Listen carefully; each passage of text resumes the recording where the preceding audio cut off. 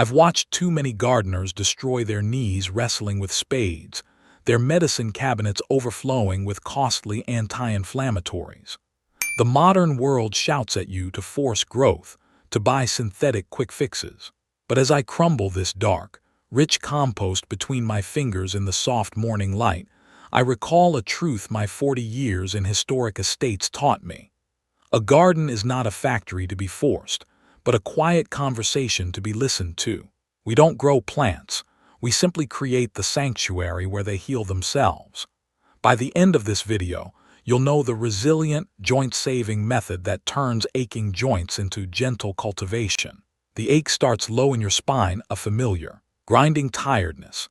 The spade demands a price from your wrists and knees that youth never paid. And for what a dependence on overpriced artificials just to move the next morning, modern exhaustion makes us frantic. But in my 40 years tending botanical collections, I learned a quiet rebellion. I recall a kitchen garden once rich with worm life. New owners arrived with powerful tillers. Their enthusiasm shattered the soil's delicate architecture. The next season the ground was dust and stone silent. Compacted, breathless, you see. Nature does not till beneath the surface lies a layered sanctuary of fungal threads and microscopic allies. Turning it over breaks their gentle resilience. It sabotages the very system that feeds your plants. The ultimate lazy gardener's solution asks you to simply stop fighting the soil's own wisdom. Layer organic matter on top like a cool, damp blanket. Feel the soft, crumbling texture spilling through your calloused hands. No heavy lifting, no joint pain, just time and biology working quietly. The very first layer you need is cool to the touch and hiding in your recycling bin right now. Kneeling down, I let a handful of undisturbed soil run through my fingers. It smells sweet, alive, and cool to the touch. Most people spend a fortune on overpriced artificials, unaware they are burning away this very sanctuary with a spade. I remember restoring an abandoned estate orchard 40 years ago. The ground was hard and silent. We simply stopped digging. By the following autumn, the earthworms had returned, threading the dark with a quiet rebellion. Beneath your boots right now lies a metropolis. You must imagine the delicate white threads of mycorrhizal fungi trading nutrients in the gloom, nitrogen-fixing bacteria, and the gentle resilience of a crumb structure, all built without violence. Botanical wisdom proves time-tested patience increases fertility faster than a backhoe. For us, this absence of pain is a gift. Simply layer the organic matter right on the surface like a lasagna. Listen closely to the faint, sticky rustle of that damp ecosystem forming in the silence. It hinges on one common household scrap, and that specific, sweetly earthy scent will tell you exactly when the darkness is awake. I kneel on a thick kneeling pad, never bending. My shoulders no longer ache from assembling overpriced artificials. I remember the walled garden decades ago, showing a young apprentice how to lay a new bed with flattened cardboard and homemade compost, tools that respected his aching shoulders. The cardboard's quiet rebellion against hard labor. It smothers grass weeds by blocking light, then decomposes slowly, feeding the soil's gentle resilience. We spread compost 10 centimeters deep, a sanctuary for roots. No turning, no double digging. It's a time-tested method rooted in botanical wisdom. Just the rustle of dry leaves under my hands. This lazy gardener method asks only for patience. Time and biology do the muscle work. The compost feeds roots without lifting.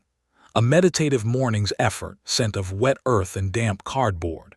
And if you lean close to the old garden wall, you can catch a faint, sweet fragrance of aged mulch, a 40-year memory waiting to be unearthed. The dry rustle of hornbeam leaves followed me as I crossed to the old kitchen beds. In 1987, I cupped a handful of leaf mold and pleaded with the estate owner. Let the spent vegetable rows rest under nature's blanket. That winter the soil stayed warm and crumbly. Spring planting took no effort. 4 decades later I witnessed exhaustion, overpriced artificials in plastic sacks, aching backs bent over bare earth. Yet autumn is nature's mulching time, a gentle resilience. Rake shredded leaves, grass clippings, or straw while seated. A quiet rebellion, a time-tested sanctuary for weary hands. Decomposition feeds the living soil. It holds moisture, suppresses weeds, and cushions tired joints. And one mulch hides a trap. Fresh manure carries a residual heat that can scorch tender roots. I learned to press my palm into the pile. Only when the warmth fades to a damp, earthy coolness is it safe. Then, the ground welcomes roots that thrive without a single turn of the fork. I brush aside the straw. The soil underneath breathes a cool, damp scent. Modern centers tempt you with fragile exotics. They wilt without constant chemicals, overpriced artificials. During a heritage garden restoration I supervised 40 years ago, I planted a perennial border.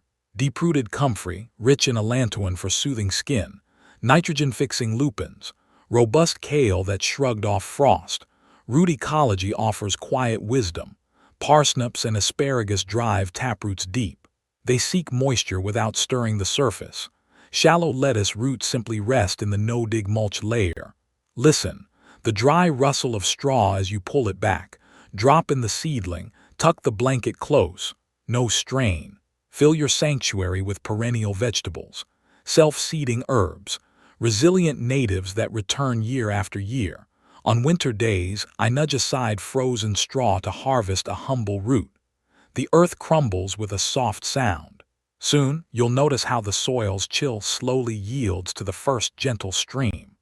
The lingering moisture from this morning's dew is already fading under the midday sun. I remember the drought of '95, when dragging heavy hoses across the parched grounds nearly broke my spine. The water bills were staggering. That season, I salvaged the botanical collection using drip feeders fashioned from old glass bottles. It was a quiet rebellion against overpriced artificials. Deep, infrequent watering from below the mulch is gentle resilience in action.